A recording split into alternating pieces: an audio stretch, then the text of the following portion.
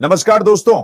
आज की खबर सिर्फ एक अंतरराष्ट्रीय घटनाक्रम नहीं है, यह एक ऐसा संकेत है जो आने वाले समय में दुनिया की राजनीति की दिशा बदल सकता है। यह खबर उन लोगों के लिए असहज है जो दशकों से यह मानते आए हैं कि दुनिया उनके इशारों पर चलेगी, और यह खबर उन देशों के लिए उम्मीद है जो अब तक केवल फैसलों को मानने के लिए मजबूर किए जाते रहे हैं। संयुक्त राष्ट्र सुरक्षा परिषद, जिसे दुनिया की सबसे ताकतवर संस्था माना जाता है, आज उसी संस्था के भीतर एक बड़ा सवाल खड़ा हो चुका है। सवाल यह नहीं है कि भारत को स्थायी सदस्यता मिलनी चाहिए या नहीं। सवाल यह है कि क्या अब भी दुनिया 1945 के नियमों से चलेगी या 2025 की हकीकत को मानेगी।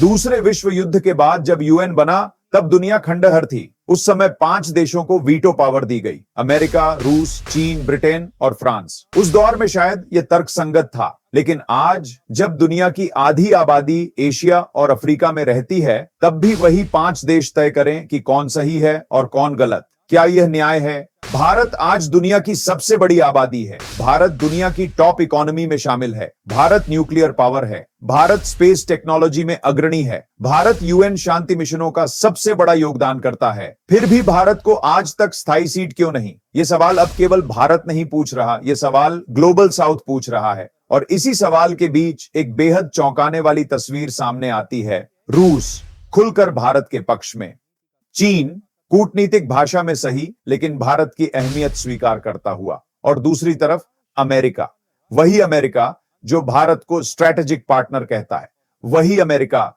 जो क्वाड में भारत को बराबरी का साथी बताता है। लेकिन जब बात असली ताकत देने की आती है तो वही अमेरिका पीछे हट जाता है। सवाल उठता है क्यों?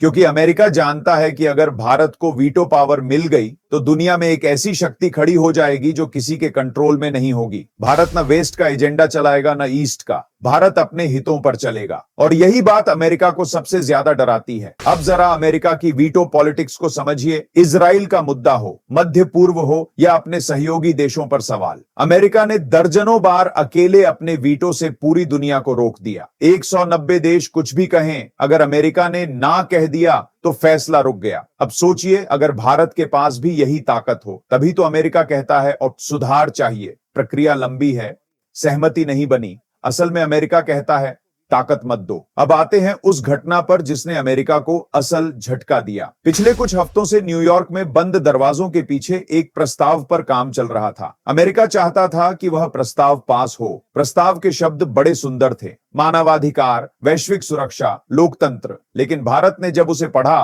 तो भारत ने सिर्फ शब्द नहीं पढ़े, इरादे पढ़े। भारत को साफ दिख गया कि आज यह प्रस्ताव किसी और देश के खिलाफ है, कल यही ढांचा भारत के खिलाफ भी इस्तेमाल हो सकता है। और यही भारत ने रेखा खींच दी। भारत ने अमेरिका को बंद कमरे में साफ कहा, यूएन किसी एक देश एक का हथियार नहीं बन सकता। फैसले संतुलित होने चाहिए, सभी देशों पर बराबरी से लागू होने चाहिए। अमेरिका को भरोसा था कि आखिरकार भारत झुक जाएगा। डिफेंस डील्स याद दिलाई जाएंगी, टेक्नोलॉजी पार्टनरशिप गिनाई जाएगी, इंडो पैसिफिक की दुहाई दी जाएगी। लेकिन भारत नहीं झुका। भारत ने बिना शोर किए, बिना बयान दिए समर्थन से इनकार कर दिया, और यहीं से खेल बदल गया। भारत के हटते ही कई देशों ने सोचना शुरू किया, अगर भारत ना कह सकता है तो हम क्यों नहीं।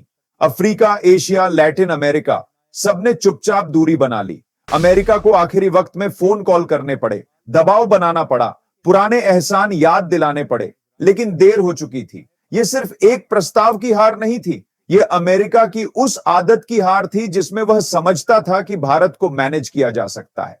भारत ने दिखा दिया, हम दोस्त हैं, अधीन नहीं, हम साझेदार हैं, अनुयायी नहीं। चीन इस पूरे घटनाक्रम को चुपचाप देख रहा था। रूस के लिए यह एक राहत थी। यूरोप असहज था, न खुलकर अमेरिका के साथ जा पाया, न भारत के खिलाफ। और यूएन के गलियारों में एक नई चर्चा शुरू हो गई। अब भारत को साइड में रखकर कोई फैसला संभव नहीं। यही वजह है कि भारत की स्थायी सदस्यता की मांग को नया बल मिला है। क्योंकि आज भारत सिर्फ ताकतवर नहीं है, भारत भरोसेमंद है, भारत संतुलन लाता है, भारत जिम्मेदारी समझता है। और यही चीजें अमेरिका को असहज करती हैं, क्योंकि बराबरी की साझेदारी आदेश देने से ज्यादा मुश्किल होती है। भारत ने साफ कर दिया है, हम टकराव नहीं चाहते, लेकिन सम्मान से कम कुछ भी स्वीकार नहीं। आज यूएन की विश्वसनीयता अपने सबसे कमजोर दौर में है। अगर उसे बचाना है तो भारत जैसे देशों को केंद्र में लाना होगा। और दोस्तों, यही इस पूरी कहानी का निष्कर्ष है। ये सिर्फ वीटो पावर की कहानी नहीं, ये कहानी है उस बदलती दुनिया की, जहां भारत अब दर्शक नहीं, निर्णायक है।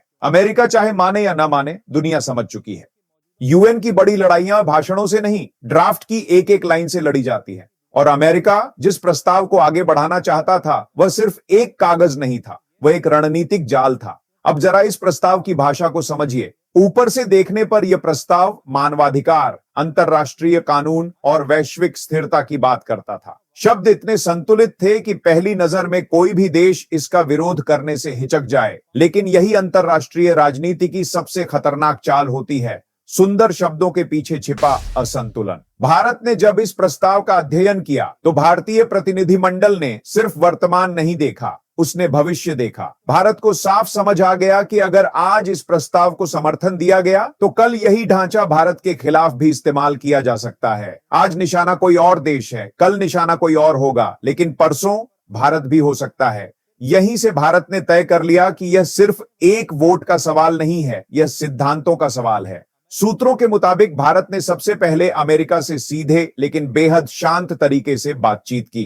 कोई आक्रामक बयान नहीं, कोई सार्वजनिक दबाव नहीं। भारत ने साफ शब्दों में कहा, यूएन अगर निष्पक्ष नहीं रहा तो उसकी वैधता खत्म हो जाएगी। भारत ने यह भी स्पष्ट किया कि वह किसी देश को निशाना बनाने वाली राजनीति का हिस्सा नहीं बनेगा। यूएन का काम समाधान निकालना है, न कि चुनिंदा देशों को कटघरे में खड़ा करना। लेकिन अमेरिका को भरोसा था कि आखिरी वक्त में भारत को मना लिया जाएगा। यही अमेरिका की सबसे बड़ी गलतफहमी थी। अमेरिका आज भी कई देशों को इस नजर से देखता है कि उन्हें मैनेज किया जा सकता है। डील्स दिखाओ, साझेदारी गिनाओ, भविष्य के फायदे बताओ। लेकिन अमेरिका भूल गया कि भारत अब 1990 का भारत नहीं है। ये वही भारत है जिसने G20 में दुनिया को बताया कि ग्लोबल साउथ सिर्फ सुनने के लिए नहीं, बोलने के लिए भी है। ये वही भारत है जिसने यूक्रेन युद्ध में दोनों तरफ के दबाव के बावजूद अपना स्वतंत्र रुख रखा। ये वही भारत है जिसने चीन को सीमा पर भी जवाब दिया और कूटनीति में भी। और इसी भारत ने यूएन में भी वही किया। भारत ने समर्थन से इनकार किया, शांति से लेकिन मजबूती से। और दोस्तों, यहीं से असली भूचाल आया। भारत के फैसले के बाद यूएन में माहौल अचानक बदल गया। जो देश आमतौर पर अमेरिका के पीछे खड़े हो जाते थे,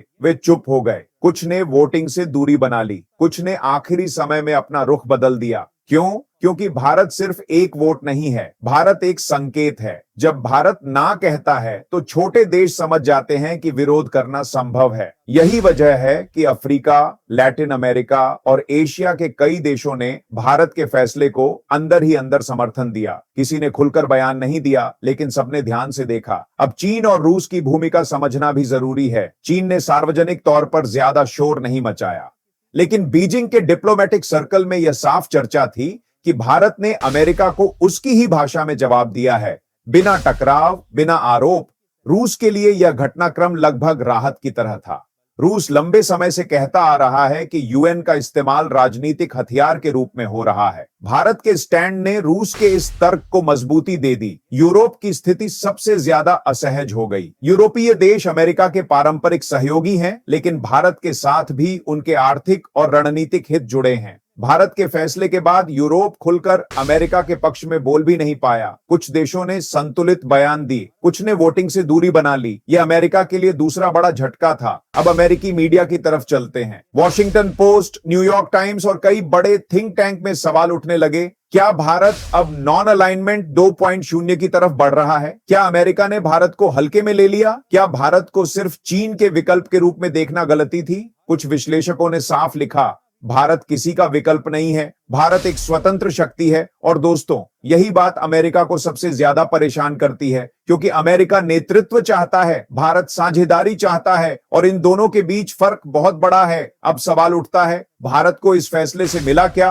पहला फायदा, विश्वसनीयता। अब दुनिया भारत को उस देश के रूप में देख रही है जो दबाव में नहीं झुकता। दूसरा फायदा, ग्लोबल साउथ का भरोसा। भारत अब सिर्फ बोलता नहीं बल्कि स्टैंड लेता है। तीसरा फायदा, यूएन सुधार की बहस में मजबूती। अब जब भारत कहता है कि सुरक्षा परिषद में सुधार जरूरी है, तो उसकी बात सिर्फ मांग नहीं बल्कि तर्क बन जाती है। अमेरिका आज दुविधा में है। एक तरफ उसे भारत की जरूरत है, चीन का मुकाबला भारत के बिना संभव नहीं। दूसरी तरफ वह यह भी समझ चुका है कि भारत को आदेश नहीं दिए जा सकते, यही वह मोड़ है जहां अमेरिका को अपनी नीति पर पुनर्विचार करना पड़ेगा, क्योंकि दुनिया अब बदल चुकी है। आज ताकत का मतलब सिर्फ हथियार नहीं है, आज ताकत का मतलब है स्वतंत्र निर्णय। भारत ने यही दिखाया है। और दोस्तों, यही वजह है कि कहा जा रहा है यूएन में भारत के एक फैसले ने पूरा गेम बदल दिया। यह सिर्फ एक प्रस्ताव की कहानी नहीं थी, यह कहानी थी उस नई विश्व व्यवस्था की जहां भारत अब नियम मानने वाला नहीं बल्कि नियम गढ़ने वाला देश बनता जा रहा है।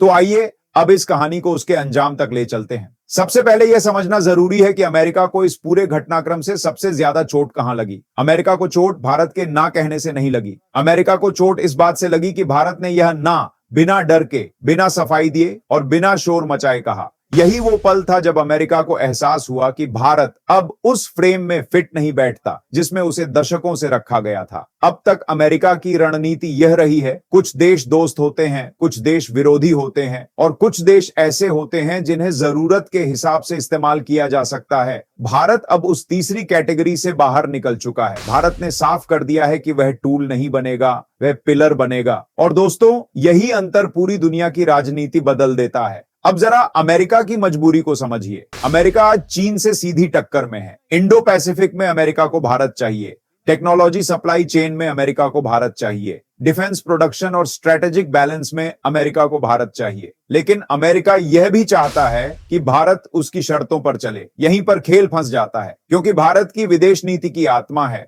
रणनीतिक स्वायत्तता। भारत दोस्ती करता है लेकिन गुलामी नहीं, भारत साझेदारी करता है लेकिन अधीनता नहीं। और यही नीति अब यूएन में भी खुलकर दिखाई देने लगी है। अब सवाल उठता है, क्या अमेरिका भारत को सजा दे सकता है? क्या अमेरिका दबाव बना सकता है? दोस्तों, सच्चाई यह है कि अब यह आसान नहीं है। आज से 20 से 25 साल पहले अमेरिका आर्थिक प्रतिबंधों से किसी भी देश को घुटनों पर ला सकता था। आज वही अमेरिका खुद सप्लाई चेन, कर्ज और वैश्विक अस्थिरता से जूझ रहा है। और इसी बीच भारत एक वैकल्पिक केंद्र बनकर उभर रहा है। अब जरा ग्लोबल साउथ की तस्वीर देखिए। अफ्रीका, लैटिन अमेरिका और एशिया के देश लंबे समय से यह महसूस करते रहे हैं कि यूएन में उनकी आवाज सिर्फ औपचारिक है, फैसले कहीं और होते हैं और उन्हें बस लागू करना होता है। भारत ने यूएन में अमेरिका के प्रस्ताव से दूरी बनाकर उन देशों को एक मनोवैज्ञानिक ताकत दी है। संदेश बहुत साफ गया है। अगर भारत जैसा देश दबाव में नहीं झुकता तो छोटे देश भी सवाल पूछ सकते हैं। यही वजह है कि भारत आज सिर्फ एक देश नहीं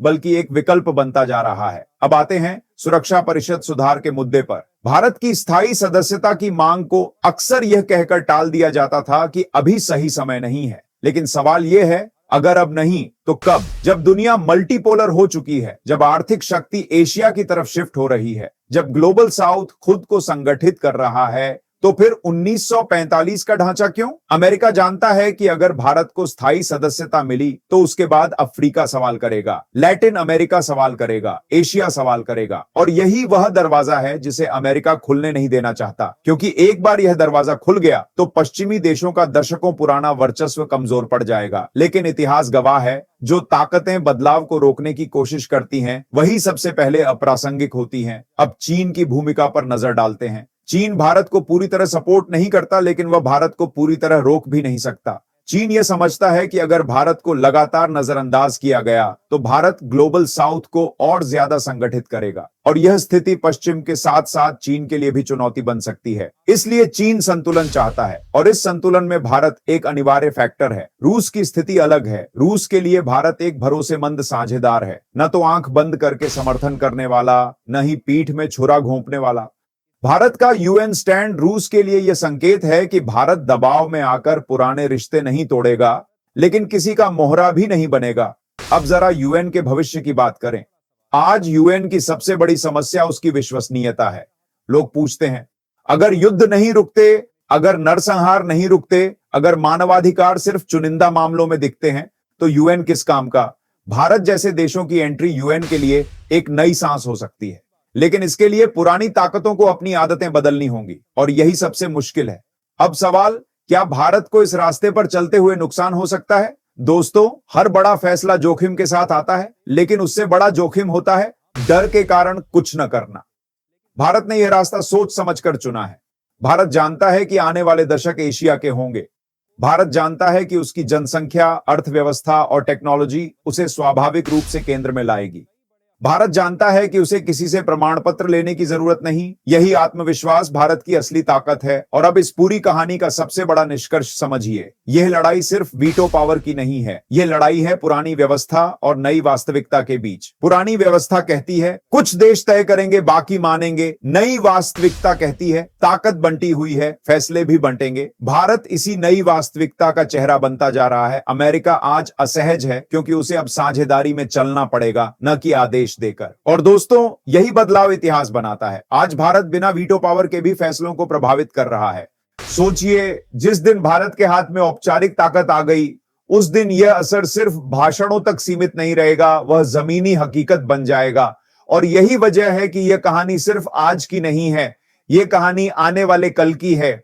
एक ऐसी दुनिया की जहां भारत सिर्फ मौजूद नहीं होगा बल्कि दिशा तय करेगा। तो दोस्तों, यह था पूरा विश्लेषण। मिलते हैं अगले बड़े खुलासे के साथ। बने रहिए टुडे के साथ। जय हिंद,